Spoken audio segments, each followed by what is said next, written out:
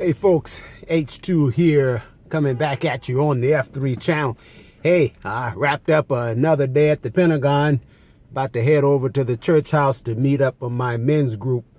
We have a community group that we meet on Tuesday. So before I head over there, I thought I'd check in with you and maybe offer up some thoughts. So my thought today and for this particular video is on the difference between a job and a career. And so a job is where you trade your time and labor for money.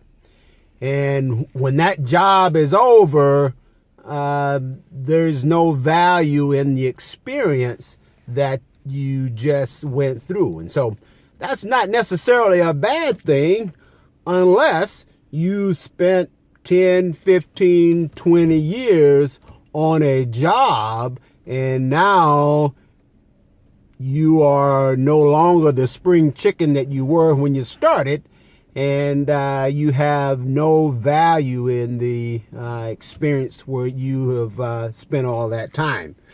So a career, much like a job, you have that same transaction that occurs, but it differs in that through the experience that you have, it is transferable to the next job or the next assignment and thereby has value.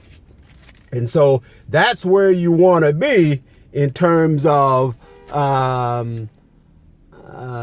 spending your time and trading your time, for and labor for money. You want to have that accumulate to such that it has value to someone else. Okay? So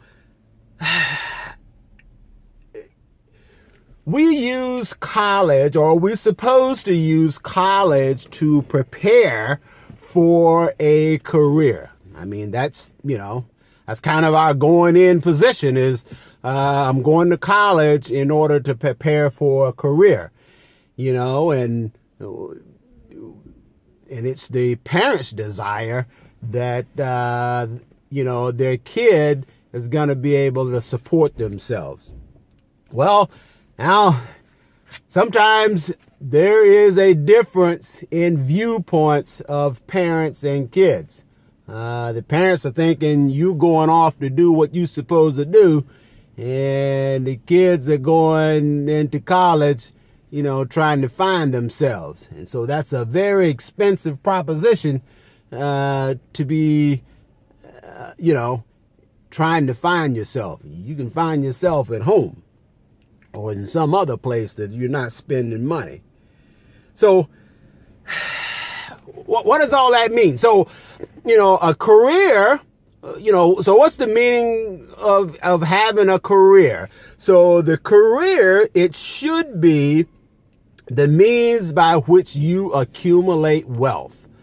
A career is not about you finding yourself, finding your love, accomplishing your purpose. No.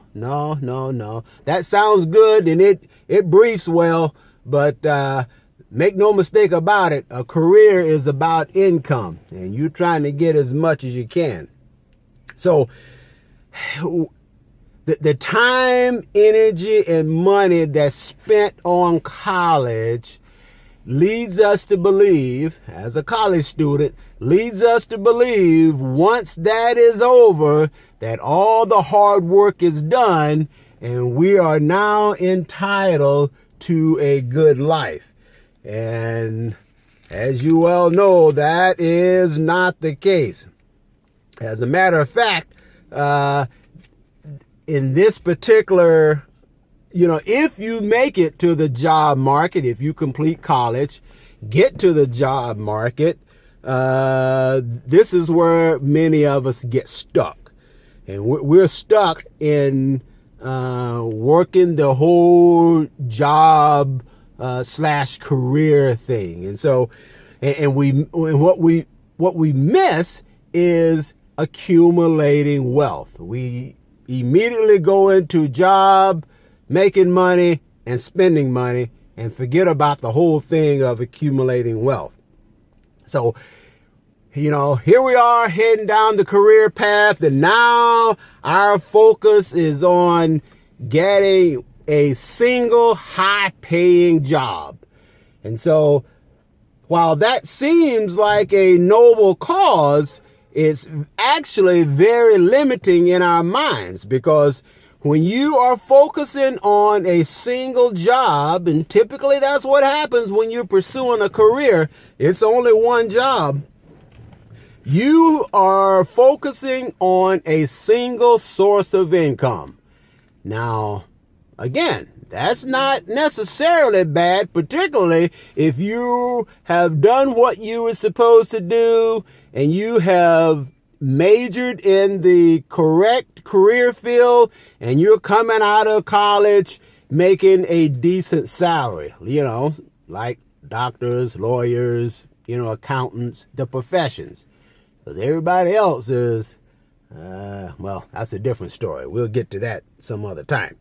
But anyway, you're focusing on a single source of income, and you are at a high state of risk when you have a single source of income.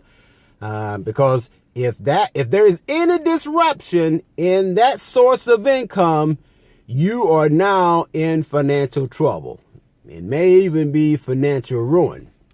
So, when that happens, so if you follow the trail here, now we're in a career, we're doing our thing, and guess what?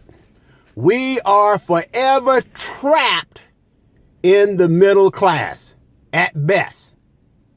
And when I say at best, that means not necessarily. You could very well be on the lower end of that. And so, when we're stuck in the middle class, now our mindset is such that we're competing with all the other crabs that are in the barrel. And you know the story about crabs in a barrel. When one tries to climb out, the other one pulls them back in. So, yeah. So let me check my notes here. So, here I am. I'm going to offer up a new roadmap for all you F3 millionaire pursuants. And the first one is, so there's three of them. So the first one is, if college is really affordable by the parents, then go full time. And so the implied task here is if it's affordable, meaning if it's not affordable, meaning if you can't pay for it, if parents can't pay for it, if they haven't saved for it, then I really shouldn't say don't go, but consider how you're going to pay for it, because there's more than one way to pay for college. So if you're not planning on going to college, or if it's not affordable and you don't go to college, then enter the workforce with the mindset that you're going to succeed. So I'm here to tell you that having a job that pays you well gets you in a comfortable place such that you will not pursue wealth. And so we get stuck in the middle class, and it's really all about consumerism. So if you can't go to college, that's just the way, that's just the hand that you've gotten dealt, but that doesn't mean you can't succeed. You need to enter the workforce right away with the mindset that you're going to succeed. All right. And so the third point I want to make there is, in either case, the goal is to acquire income producing assets. Income producing assets. Now that's different than just assets, because an asset can be baseball cards, it could be gold, it could be silver, it could be a plate collection, it could be old rusty lawnmowers. Those are all assets, but they are not producing income. And, you know, until you sell it, you can't realize the appreciation. So let's delineate assets from income producing assets. Income producing assets are assets that spin off income over and over again. And my friends, this is how you accumulate wealth. All right. Hey, so that's my perspective. And certainly I wish I would have had this knowledge 20 years ago. Well, actually, the knowledge was there to be had. I just was focused on something else. But anyway, I'm giving it to you so that you don't do what I did or take the path I did, which is a very long round the world path. All right. Hey, H2 going to sign off. You have a great day.